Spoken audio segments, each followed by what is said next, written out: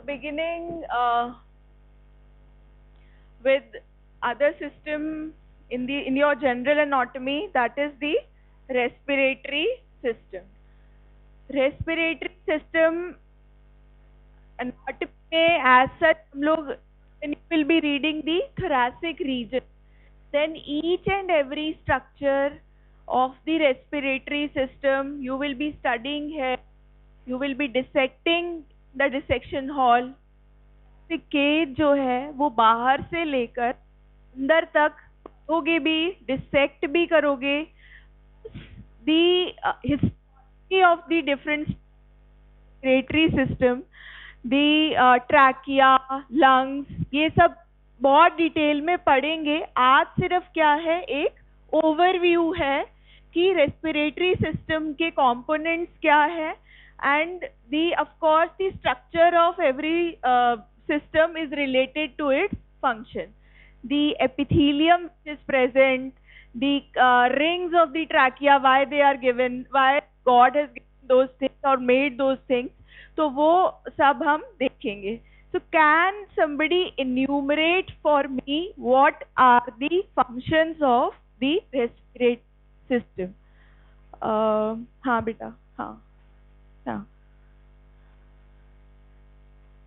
Exchange of that occurs at the alveoli. को वहां तक जाना भी पड़ेगा. What are the other functions? Maintaining of pressure gradient की ऑक्सीजन कितना है, ठीक है, प्रेशर ग्रेडियंट मेंटेन हो जाएगा. और हाँ, एयर का जो टेम्परेचर है, या एयर को सिर्फ टेम्परेचर ही मेंटेन करना है एयर का, या और भी कुछ करना. Humidification of the air, temperature of the air pass हो रहा है नेजल कैविटी से, तो ये सारी चीजें हैं वो भी को करनी है रेस्पिरेटरी सिस्टम को. और कुछ ऐड करना चाह रहे हो? यहाँ से आवाज आई थी. हाँ. Removal of the foreign particles if they are inhaled with the air. वो जो पार्टिकल्स हैं, those are also expelled out with the mucus. So all these are the functions of the respiratory system. हाँ. Gaseous exchange बहुत अच्छे से बताया. Oxygen और carbon dioxide between the blood and the external environment which takes place at the level of alveoli. Then the exchange of gases between the blood and external at the level of lungs.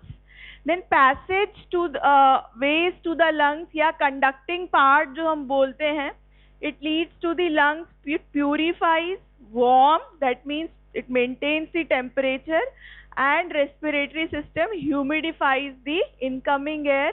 It shares responsibility with the cardiovascular system. What is the function of cardiovascular system? Basically, the oxygen which is reaching to the cells, that is to the blood, it is dissolved in the blood, so that is reaching there. So oxygen is first, it is carried by the respiratory system. So cardiovascular system और ये दोनों they are functioning in synchronous way. So what are the different parts of the respiratory system? बहुत बचपन से पढ़ते हुए आ रहे हैं. थोड़ा सा डिटेल में हम सिर्फ बात करेंगे कि एयर कहाँ से कहाँ जा रही है. बहुत सारे न्यूअर एडमिशन पिछले वाले मेरी क्लास से बहुत भरा हुआ लग रहा है. What are the different parts? Can you please tell क्या parts हैं? Nose, pharynx, larynx, trachea, bronchi, lungs and alveoli. आप कोई एक मुझे बता दे, ट्रैवल करा दो एयर को बाहर से अंदर की तरफ. हाँ बेटा. हाँ हाँ. Air will pass, he is saying air first passes through nose.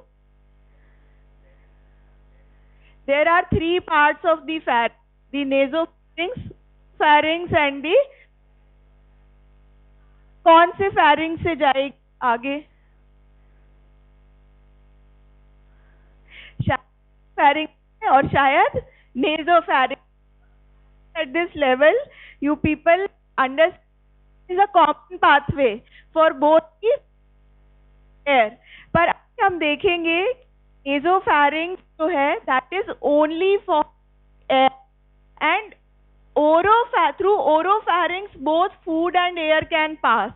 Then the air will pass through pharynx or the larynx. Anybody? It will pass through larynx because larynx comes into trachea. तो ये जो बस हमारे confusion है वो हमें कहाँ तक आने हैं. यहाँ से देखो nasal cavity में आई, ये nasal cavity है, यहाँ पे 3 projections दिख रहे हैं. Then this is what? This is the palate, the hard palate and the soft palate. So this palate separating nasal cavity from the oral cavity, and then the air will pass through nasal cavity. It will be going into the nasopharynx, then it will be coming to the oropharynx, and then it will pass through the larynx. Larynx is the anterior cavity and laryngopharynx is the posterior cavity, and you can see larynx is continuing into the trachea and laryngopharynx continues in esophagus. Into esophagus, larynx continues into trachea. अब बस एक ही pathway है, larynx में है, फिर trachea में आ गई. उसके बाद तुम्हें पता है trachea divides into 2 primary bronchus. There are 2 lungs, so it divides at which? Fifth thoracic vertebra, T4 और T5 के junction पे we say that. या फिर अगर मतलब वैसे देखें तो it divides at the level of sternal angle, and then there are 2 primary bronchus. तो primary bronchus फिर किस में divide होंगे? How many secondary bronchus are there on the right side and how many are on the left side? How many lobes are there in the right lung and how many lobes are there in the left lung? Right lung got 3 lobes. Generally it has got 3 lobes. Variations are there. वो बचपन के level पे पढ़ते हैं कि right lung में 3 lobes हैं और left lung में, but left lung में तो there are 3 secondary bronchi on the right side and 2 secondary bronchi on the left side. Then these secondary bronchi will bronchi, bronchioles. Then you know that there are respiratory bronchioles also. At their level the exchange starts. So this way, this is the anatomy of the respiratory system. So कुछ चीजें हम और आज इस respiratory system में देखेंगे कि what are the other supplementary structures which are related to the respiratory system. This is the sagittal section of head and neck. एक पूरा रख के और बीच में से देख रहे हैं. So what we can find in this section is, यहाँ पे ये bone दिख रहा है, ये क्या है, कौन सा bone है? Frontal bone, and what is seen in this bone is the frontal air sinus. You know there are certain pneumatic bones in the skull which surround the nasal cavity, and frontal bone is one of them. Second is the sphenoidal bone. So sphenoidal air sinus, अंदर से hollow दिख रहा है, ये sphenoidal air sinus है. Nasal cavity दिख रही है. External nares, this region of the nose where the hair are present, these hair are known as vibrissae, and this region is the vestibule. And then this is the lateral wall of the nose. There are 2 nasal cavities separated by the nasal septum. Nasal septum is bony or cartilaginous? It is both bony and cartilaginous. Upper part is bony and lower part is cartilaginous. And then the और इसमें क्योंकि हम क्या देख रहे हैं, lateral wall देख रहे हैं, तो अंदर की तरफ से जब हम लेटरल वॉल देख रहे हैं तो you can see there are 3 projections in this lateral wall of the knows.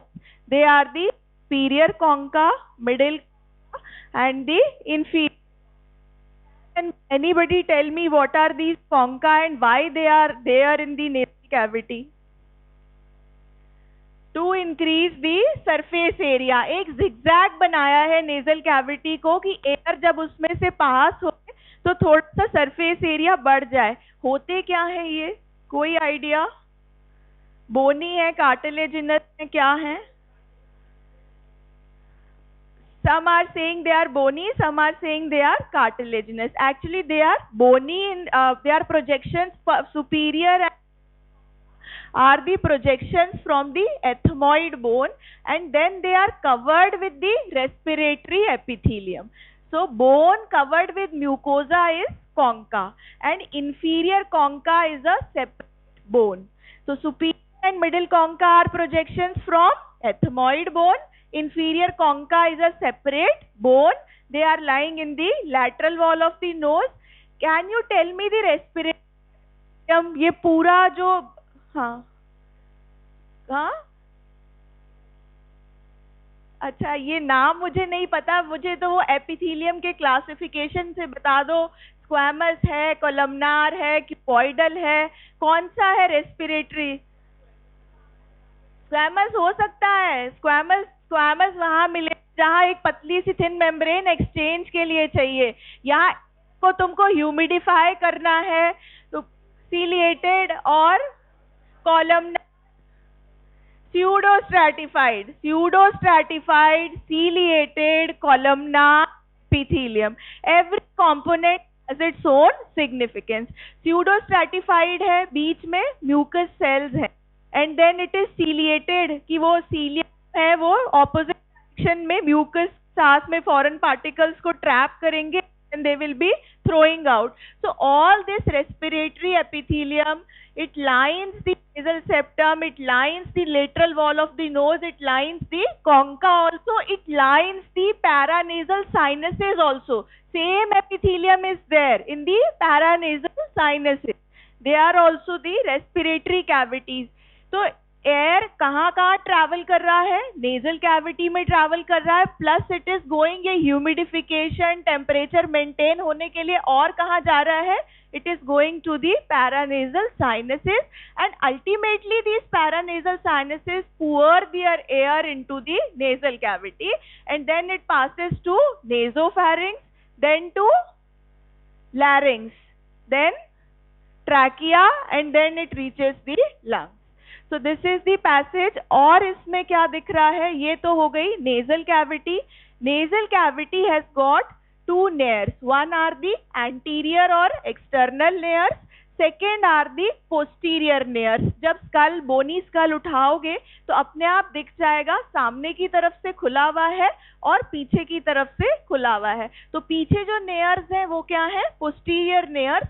Those posterior nares open into this part. This part is nasopharynx.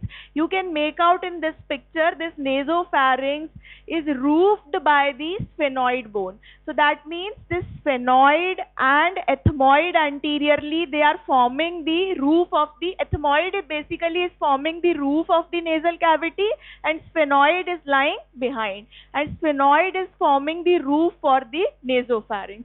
ये depression दिख रहा है यहाँ पे बहुत बड़ा सा. What opens into the nasopharynx? सुना होगा तुमने.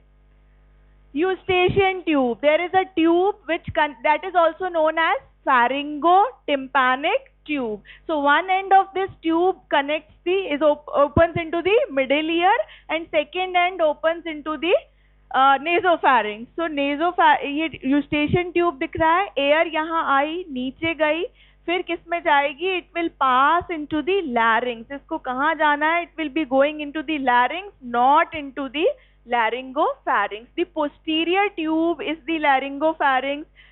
Is a part posteriorly, and that laryngopharynx open into esophagus. This is larynx.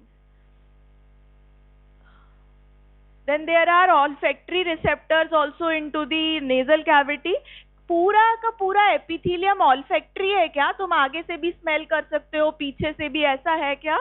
No, only the upper part of the nasal cavity is lined with the olfactory receptors. So olfactory epithelium lies closer to the base of the skull. क्यों? क्योंकि ये कैसा nerve है, कौन सा cranial nerve है? Sensory है, motor है? sensory. You know that first, second and eighth cranial nerves are purely sensory.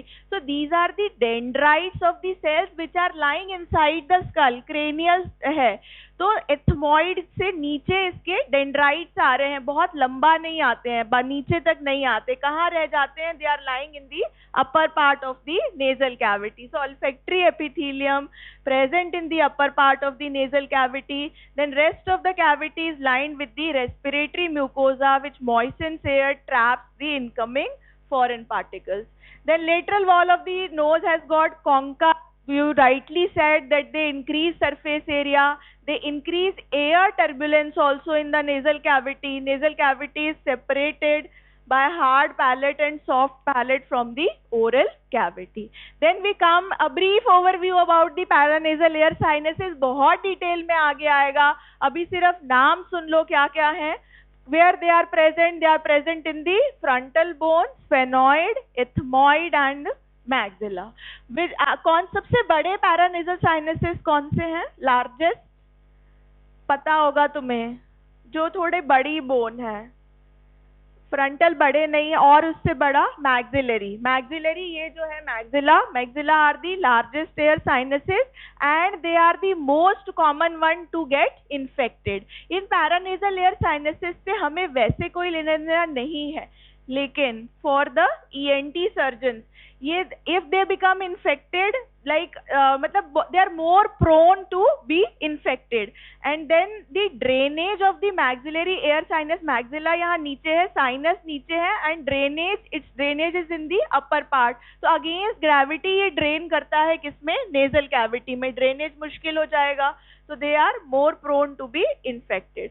so maxillary bone में present है, ethmoid में, sphenoid में और frontal bone में.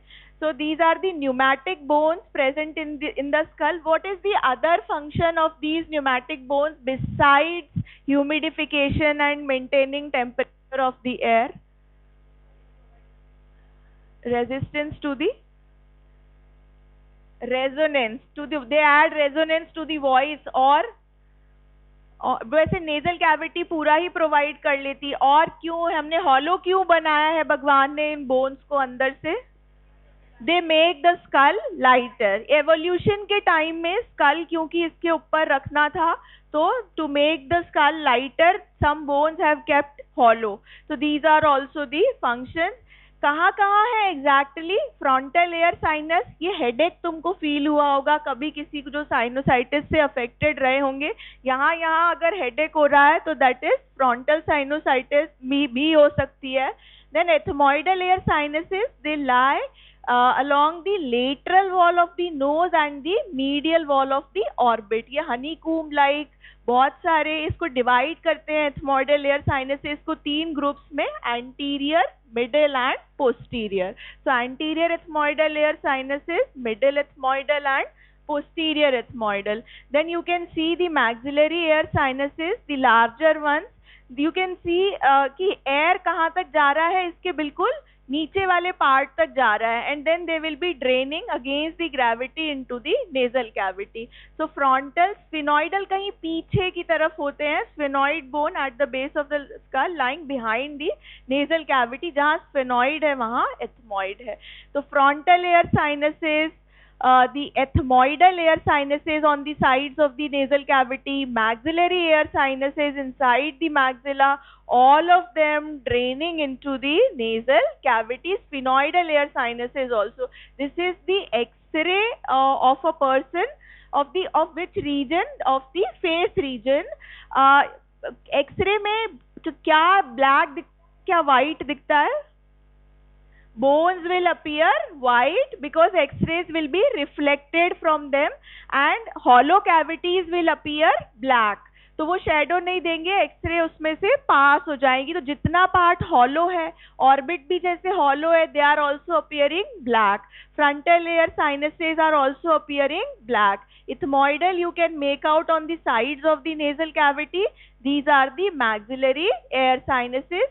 The two nasal cavities you can make out, and then the bony septum is giving a whitish shadow. So any cavity which is not containing bone, उसके अंदर चाहे eye ball पड़ा हुआ है, चाहे कोई भी सॉफ्ट टिश्यू है, लेकिन वो कैसा दिखेगा? हॉलो दिखेगा, ब्लैक दिखेगा on x ray.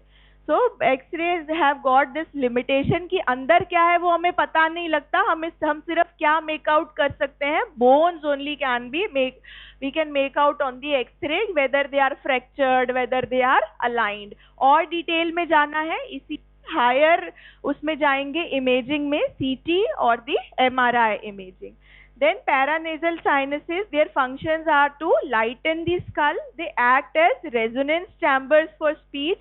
They produce mucus that drain into the nasal cavity. So now coming to the pharynx. अब हमने components पढ़ लिए. nasal cavity तुम्हें पता लग गई, बहुत डिटेल में आएगा, कुछ बातें तुम्हें पहले से पता थी. अब pharynx की बात कर लेते हैं. pharynx is the common passage for the food and air. We can divide the pharynx into nasopharynx, oropharynx and laryngopharynx.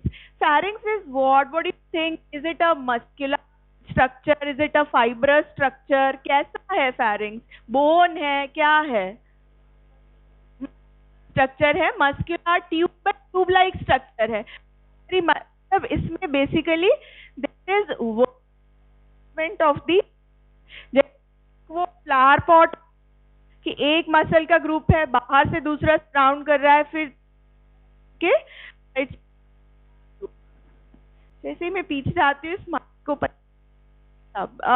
so nasopharynx it lies behind the nasal cavity, oropharynx behind the mouth, laryngopharynx lies behind the larynx.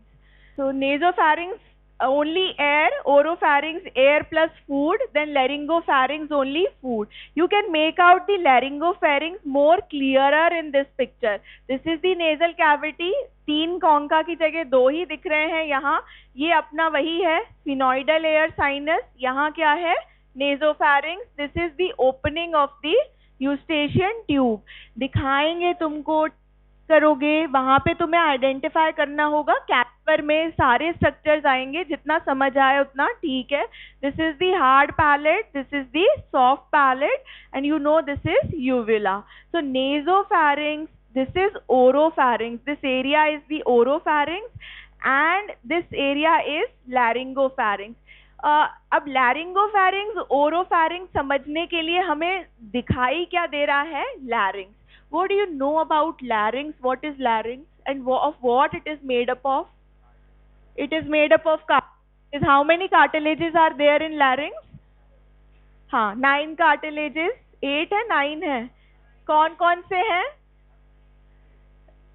3 paired हैं और 3 unpaired हैं, तो 9 हो गए. हाँ, कौन कौन से हैं? Thyroid, cricoid. Voice box और this thing is more visible in males. Adam's apple सबको पता है वो कौन सा cartilage है? Thyroid cartilage. So that is thyroid cartilage. उसके नीचे क्या है? अभी दिखाऊंगी अच्छा तुम्हें कि thyroid के बाद क्या है? Cricoid और पीछे arytenoid, corniculate और cuneiform. मतलब एक structure है which we can make out कि ऐसा यहाँ पे placed है. So behind this larynx, the space or the tube or the passage which lies behind the larynx is the laryngopharynx. Laryngopharynx समझने के लिए हमें क्या समझना है? जहां से larynx शुरू हो रहा है, जहां larynx end हो रहा है.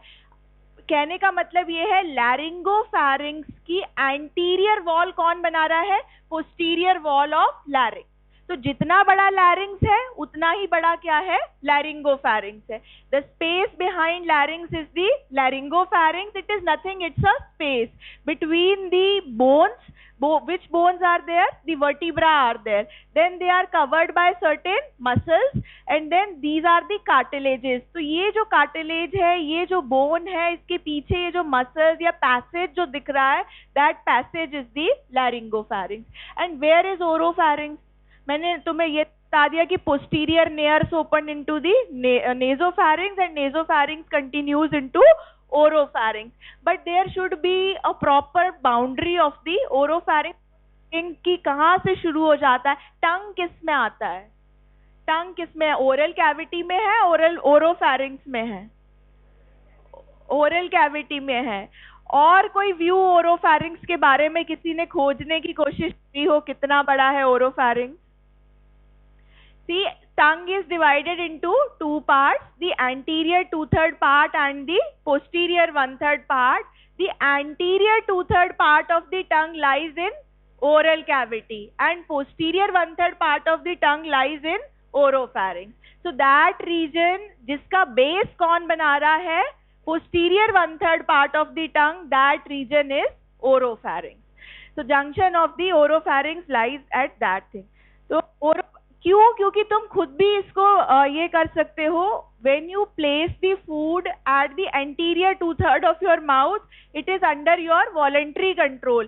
जैसे ही वो posterior 1/3 में गया, कैसा हो जाता है कंट्रोल swallowing में? इनवॉलंटरी. तो वहां ओरोफैरिंग्स में कंट्रोल कैसा है? इनवॉलंटरी है, और ओरल कैविटी तक इट इज वॉलंटरी.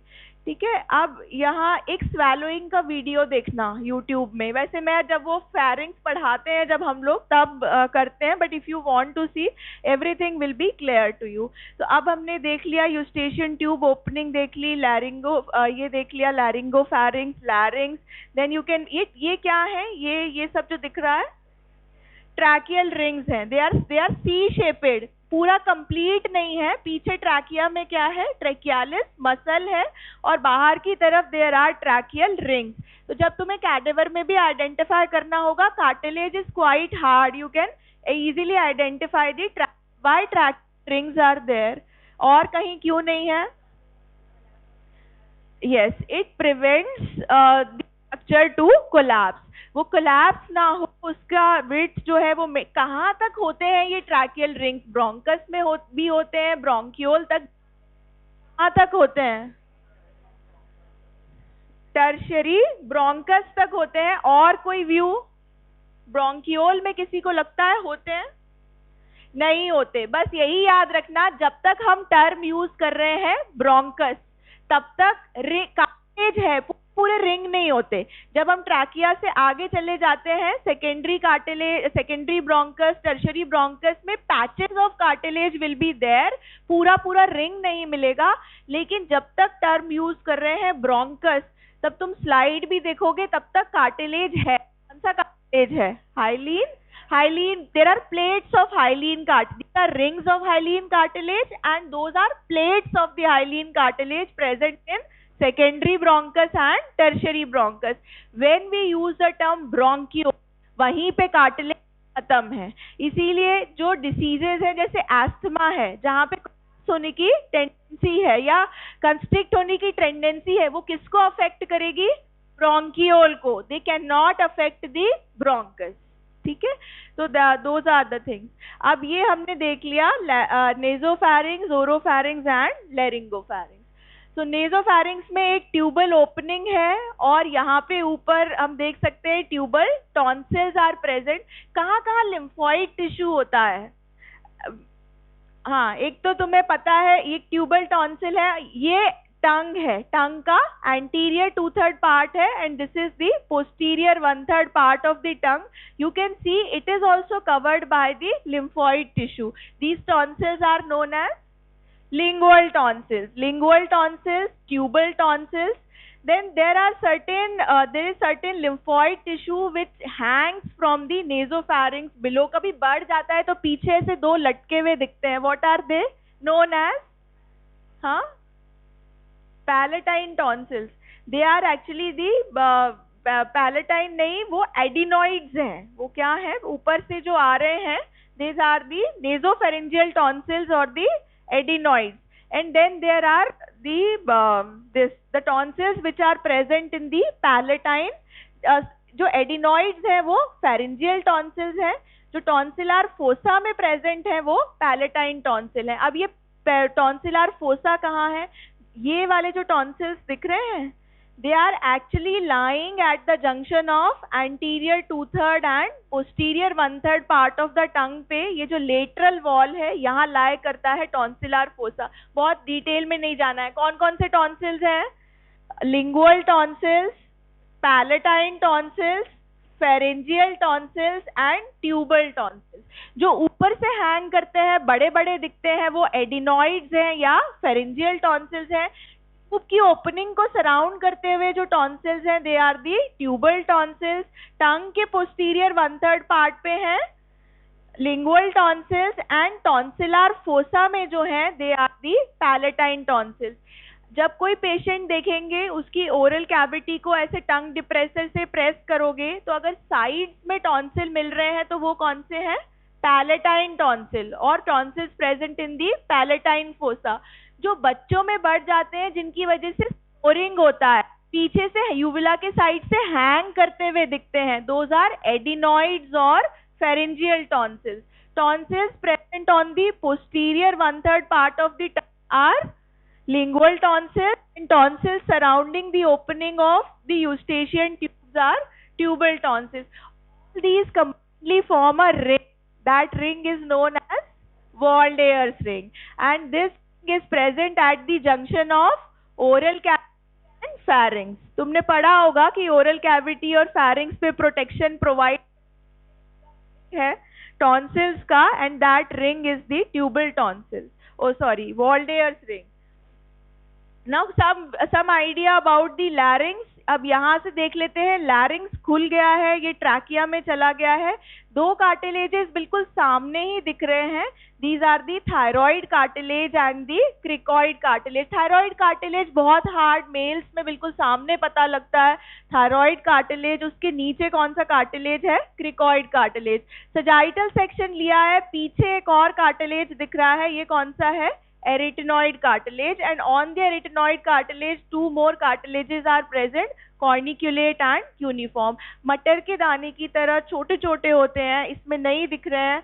बड़े बड़े cartilages you can make out, they are the thyroid, cricoid, arytenoid, corniculate and cuneiform. And this is the laryngeal cavity. Cavity behind the larynx is the laryngopharynx. And this is what, ये बड़ा सा जो दिख रहा है ये कौन सा कार्टिलेज है, कोई बताएगा?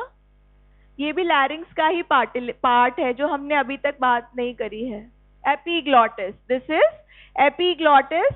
सो this epiglottis actually it lies behind the tongue, tongue के पीछे यहाँ पे एपिग्लॉटिस है। वापस से देख लो, this is epiglottis. Tongue is connected to the epiglottis with the help of glossoepiglottic folds. This is thyroid cartilage, cricoid cartilage. These are tracheal rings. ये जो blue दिखाई हुई है, thyroid gland अलग से दिख रहा है बाहर, ये है epiglottis. यहाँ पे होते हैं corniculate और cuneiform. तो ये laryngeal cavity है. Can somebody tell me कि ये जो epiglottis है, laryngeal cavity को close करना food, क्योंकि वो ना चला जाए किसमें, में और फिर ट्रैकिया में. So this cavity should be closed at the time of swallowing. तो कौन क्लोज करेगा? तो तुम्हारा क्या व्यू है, ये एपिग्लॉटिस ऐसे ढक्कन की तरह बंद हो जाएगा या कुछ और होगा? कैसे हो जाएगा? और कोई व्यू और किसी तरीके से क्लोज कर सकते हैं, क्योंकि ऐसा नहीं होता है, और किसी तरीके से इस कैविटी को क्लोज कर सकते हैं? Any other view?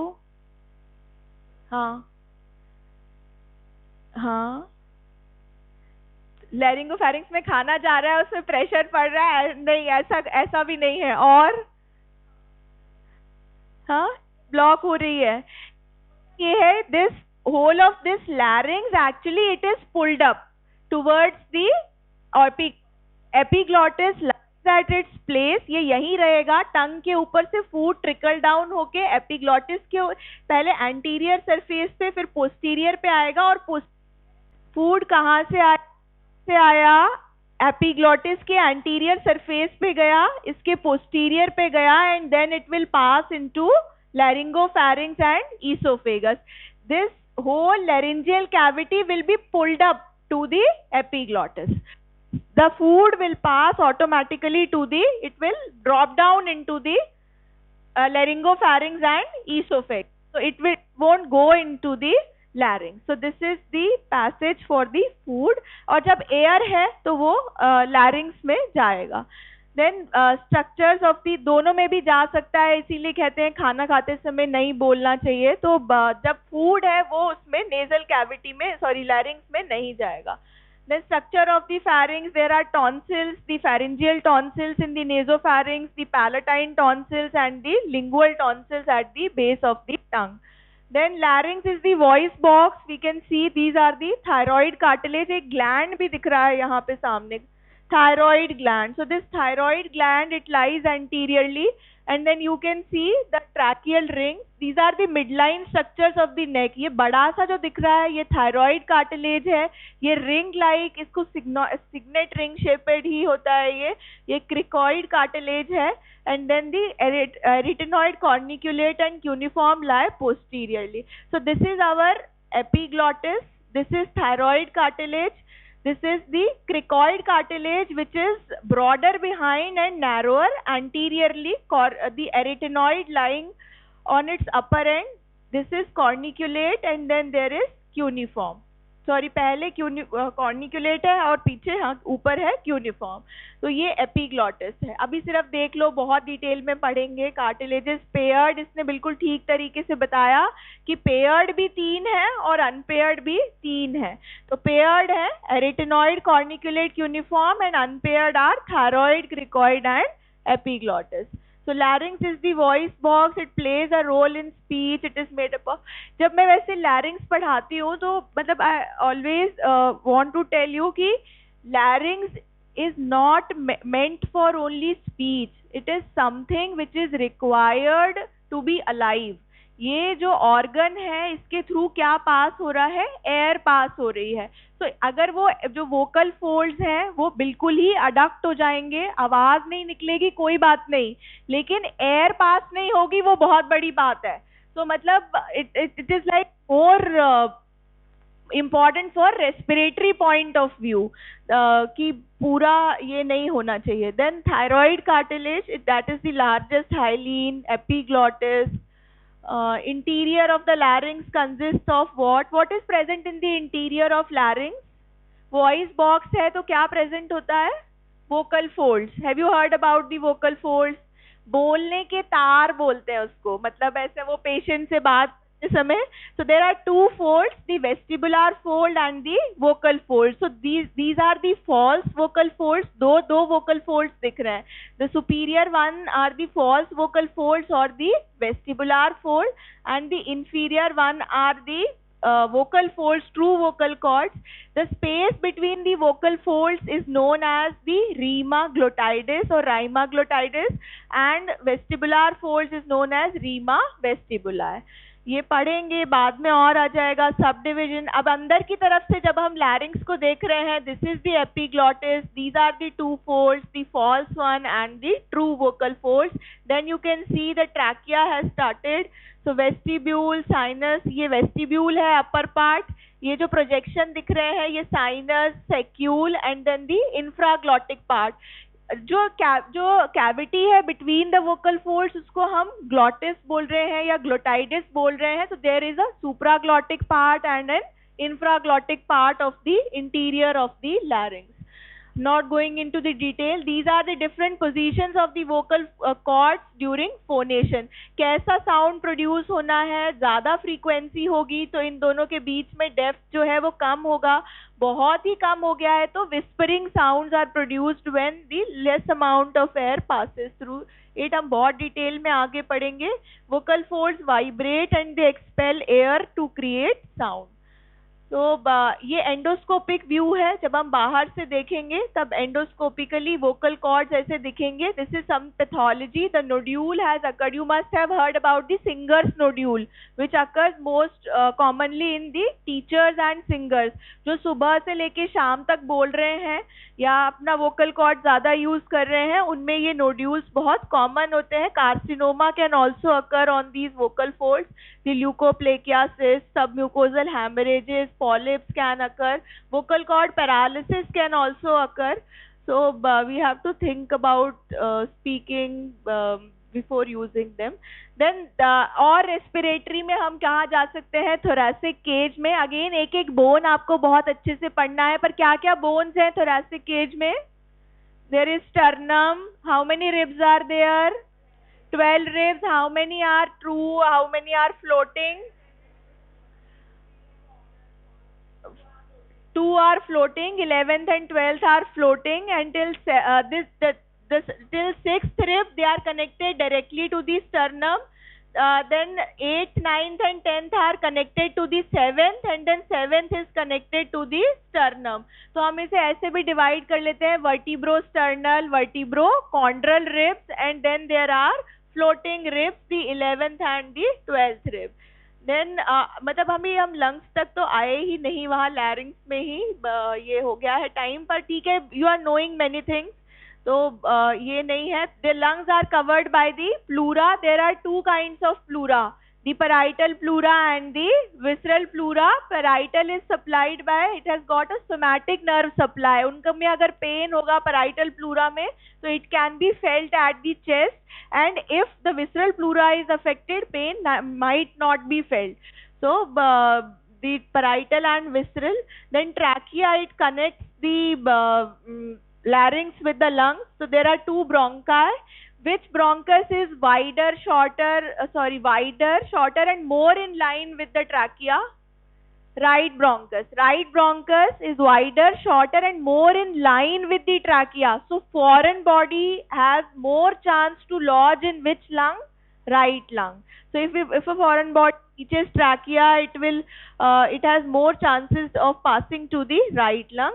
Then each lung has got lobes. Left lung has got 2 lobes and right lung has got 3 lobes. This is the transverse section of the thoracic cavity. This is the anterior side, so sternum is visible, and on the posterior side, vertebra is visible. Then what are the components of the thoracic cage? The heart in the center, then lungs are lying on 2 sides. ये thoracic cavity में तीन बड़े structures हैं. कौन से? Heart and the 2 lungs. And then you can make out the different vessels. The pulmonary circulation actually is shown in this picture. So what do you know? कहाँ कौन से chamber of heart से lungs में जाएगा blood?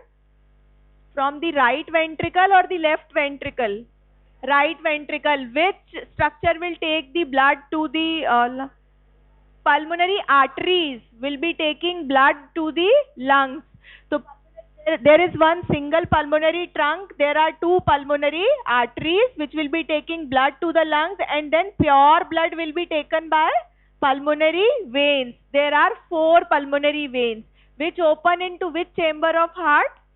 Left atrium. So in the left atrium, the 4 pulmonary veins will be opening. They will be taking back the pure blood. Then the blood will pass through the bicuspid valve to the left ventricle, and then through the aorta it will come out. So there are 2 coverings, the bronchi, bronchiole, smallest branch. Bronchioles are the smallest branches. हमने देख ही लिया है कि इसमें cartilage नहीं होता है, बस ये याद रखना है.